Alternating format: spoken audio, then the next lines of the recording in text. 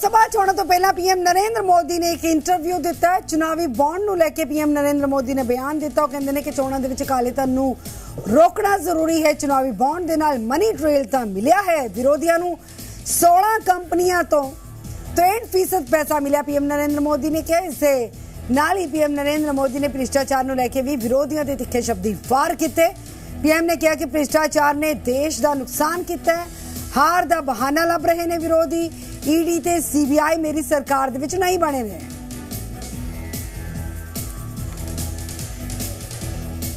चुनावों में काला धन एक बहुत बड़ा खतरनाक खेल हो रहा है। देश के चुनावों को काले धन से मुक्ति मिले, इसके लिए कुछ करना चाहिए। चर्चा लंबे समय से चल रही है। चुनाव में खर्च तो होता ही होता है, कोई इनकार नहीं कर सकता है। मेरी पार्टी भी करती है, सब पार्टियां करती है, कैंडिडेट भी करते हैं। और पैसे लोगों से लेने पड़ते हैं, सब पार्टियां लेती हैं। मैं चाहता था कि हम कुछ कोशिश करें कि इस काले धन से हमारे चुनाव को कैसे मुक्ति मिले, ट्रांसपेरेंसी कैसे आए। एक प्रामाणिक पवित्र विचार मेरे मन में था। रास्ते खोज रहे थे, एक छोटा सा रास्ता मिला, वही पूर्ण है। वैसे हमने उस समय भी क्लेम नहीं किया था। पार्लियामेंट में डिबेट में सबने उसको सराहा भी था। आज जो लोग उलट पुलट बोल रहे हैं उन्होंने सराहा था। पार्लियामेंट डिबेट देख लीजिए। हमने कैसे कैसे काम किया। जैसे 1000 और 2000 के नोट खत्म कर दी।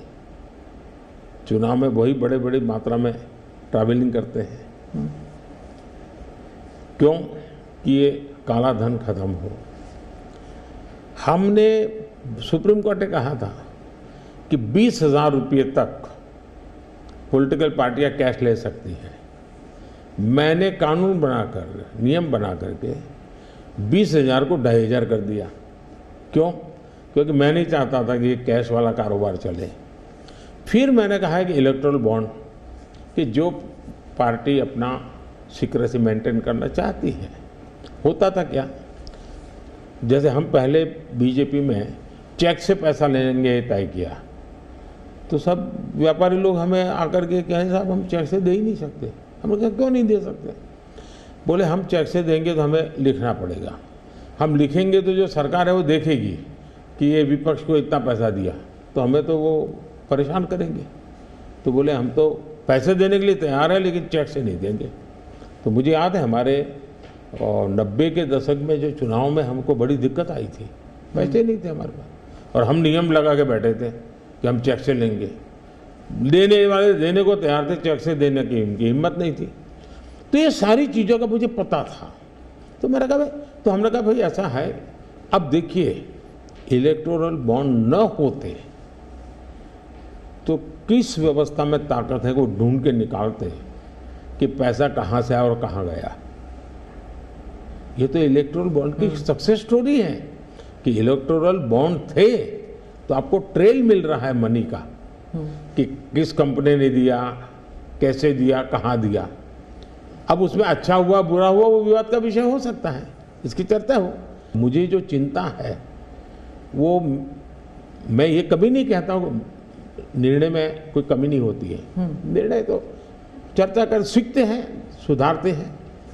इसमें भी सुधार के लिए बहुत संभावना है। लेकिन आज हम पूरी तरह काले धन की तरफ देश को धकेल दिया है। और इसलिए मैं कहता हूँ सब लोग पछताएंगे। जब बाद में ईमानदारी से सोचेंगे सब लोग पछताएंगे। अब देखिए इलेक्टोरल बॉन्ड का भी विशेषता देखिए कैसा झूठ चल रहा है। कुल देश में 3000 कंपनियों ने इलेक्टोरल बॉन्ड दिए हैं।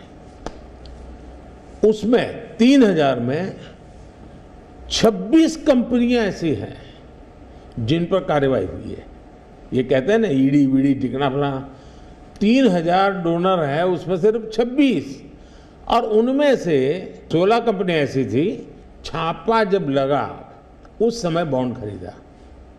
कोई जोड़ सकता है इसको।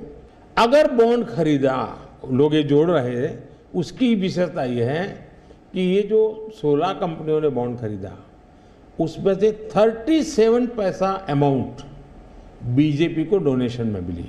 37 63% बीजेपी के विरोधी पार्टियों को मिली।